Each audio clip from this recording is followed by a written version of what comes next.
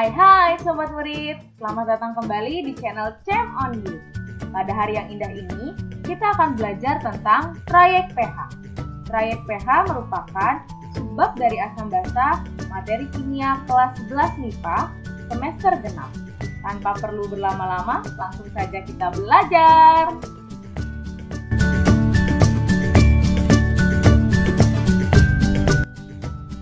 Nah, Sobat Murid, pada video sebelumnya saya telah menjelaskan tentang larutan indikator, berikut juga tentang indikator alami.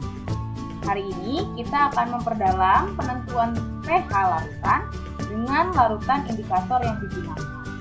Kita flashback lagi ya, ada larutan indikator apa saja dan bagaimana perubahan warna serta trayek pH-nya.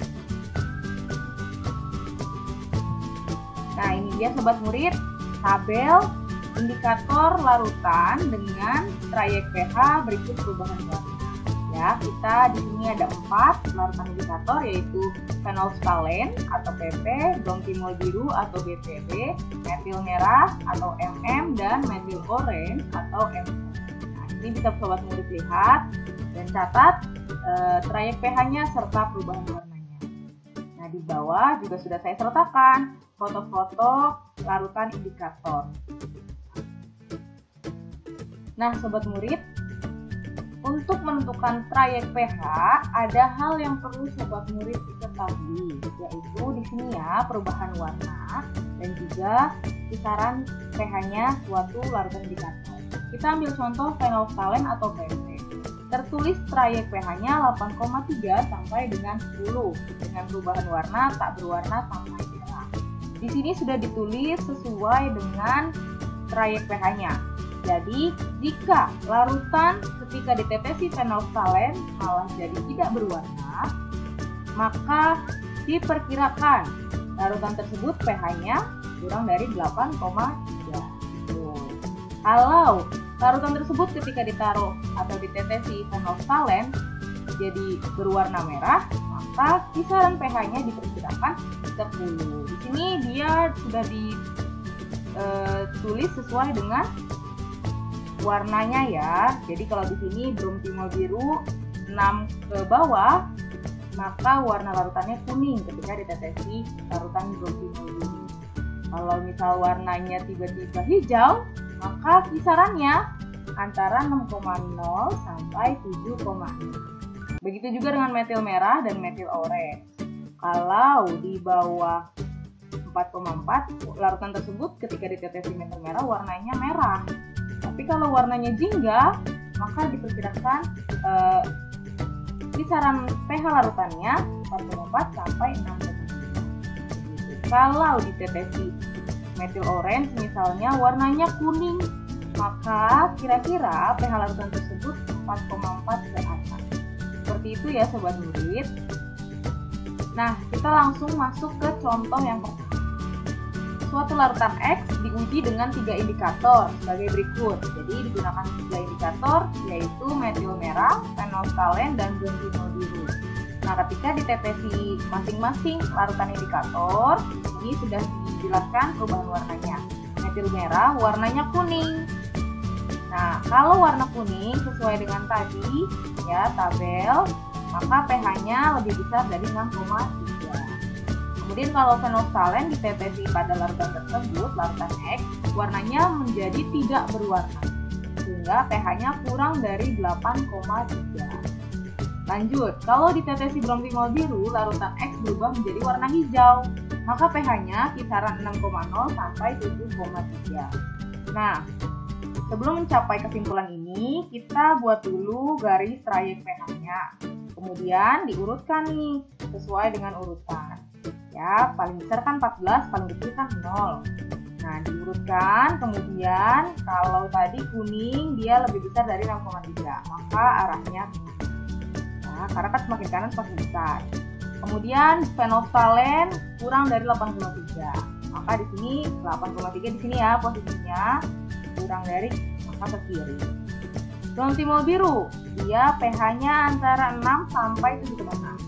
Jadi dari sini sampai dengan 7,6. Nah, yang paling banyak daerah arsirannya, maka itulah kisaran pH larutan X. Sehingga karena paling banyak di sini, maka kisarannya adalah 6,3 sampai 7,6. Seperti itu ya untuk penentuan pH suatu larutan. Ini larutan X. Baik, sekarang masuk ke contoh kedua. Perhatikan tabel hasil percobaan berikut. Kemudian, tentukan pH limbah A dan B secara berturut-turut. Boleh sobat murid perhatikan terlebih dahulu tabel hasil percobaannya. Nah, di sini digunakan 3 larutan indikator.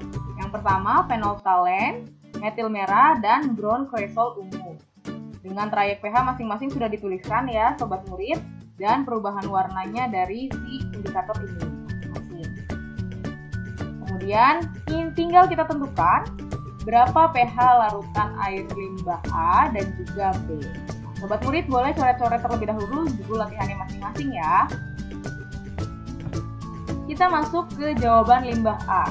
Sobat murid boleh koreksi yang tadi sudah sobat murid coba kerjakan.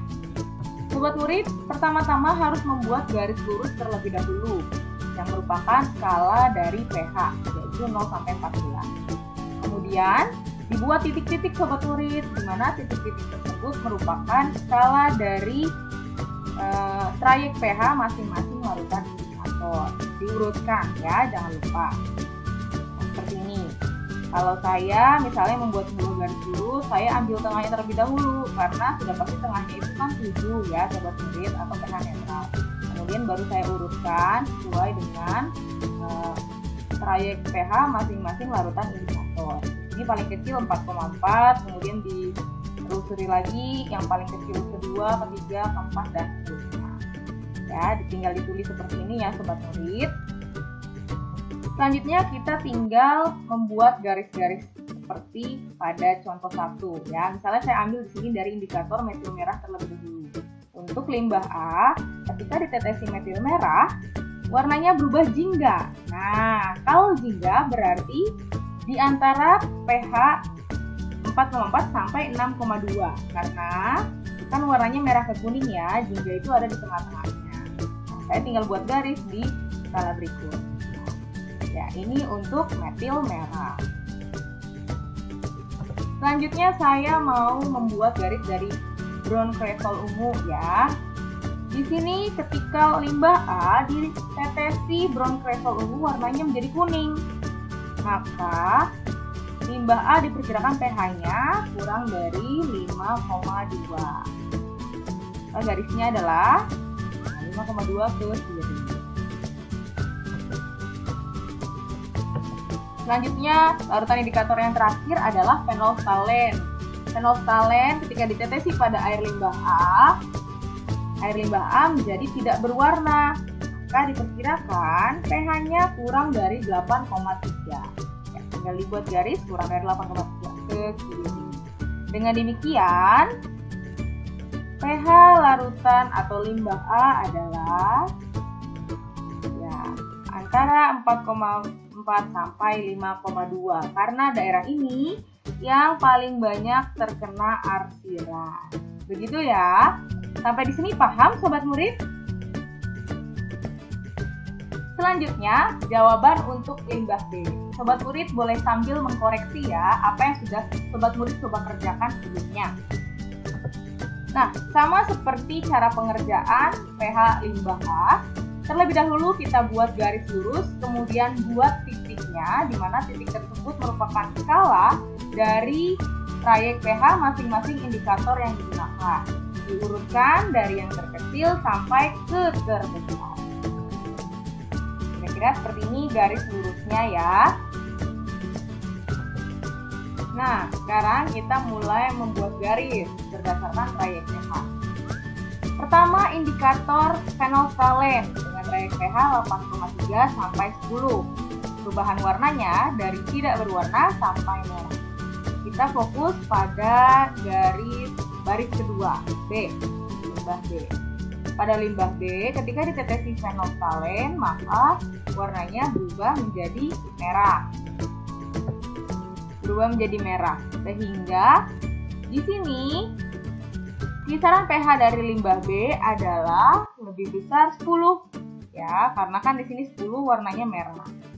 Sehingga kalau dibuat skalanya, maka nah ini dia untuk larutan indikator phenolphthalein. Kita lanjut ke metil merah. Pada metil merah dengan trayek pH 4,4 sampai 6,2. Perubahan warnanya dari merah sampai kuning. Air limbah B ketika ditetesi metil merah, maka berubah warna menjadi kuning. Nah, berarti kisaran pH air limbah B adalah lebih besar dari 6,2. Karena kan 6,2 yang kuning-kuning ini ya.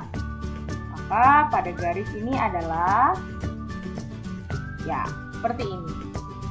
Terakhir, brown cresol ungu dengan trayek pH 5,2 sampai 6,8. Warna dari kuning sampai ke ungu. Ketika air limbah B ditetesi brown cresol ungu, air limbah B berubah warna menjadi warna ungu. Maka dengan demikian, kira-kira atau kisaran pH dari limbah B adalah 6,8 ke atas.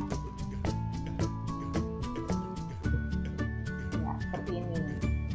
Jadi, manakah daerah yang paling banyak terkena arsiran? Nah, lebih besar dari 10 inilah yang paling banyak terkena arsiran. Tuh, murid bisa lihat di sini ada 3 garis. Ya. Jadi, bisa dikatakan air limbah B memiliki pH kisaran lebih besar dari 10. Jadi, termasuknya limbah B ini basah ya. Baik. Sampai di sini saya harap sobat murid mulai mengerti cara penentuan trayek pH suatu larutan. Well, contoh 3 yang merupakan contoh terakhir. Suatu larutan berwarna biru jika ditetesi dengan indikator bromtimol biru. Dengan skala larutan indikator bromtimol biru adalah 6,0 sampai 7,6. Nah, kalau masih ingat warnanya, bromtimol biru perubahannya dari kuning sampai ke biru.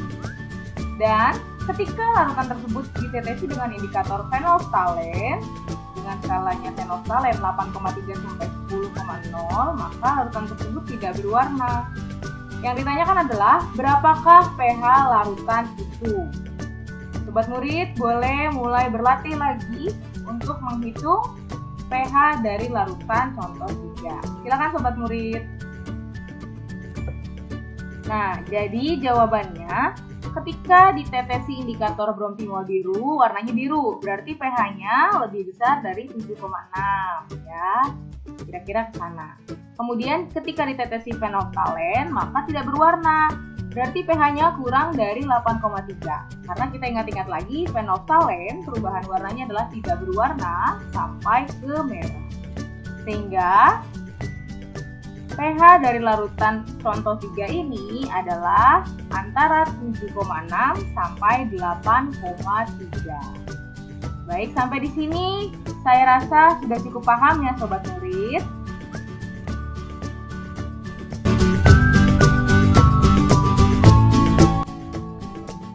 Baik sobat murid, kita sudah sampai di penghujung video penjelasan menentukan trayek pH. Terima kasih sudah menonton video saya. Jika kamu merasa video ini bermanfaat, silakan klik tombol like, komen, dan share untuk berbagi ilmu kepada sesama.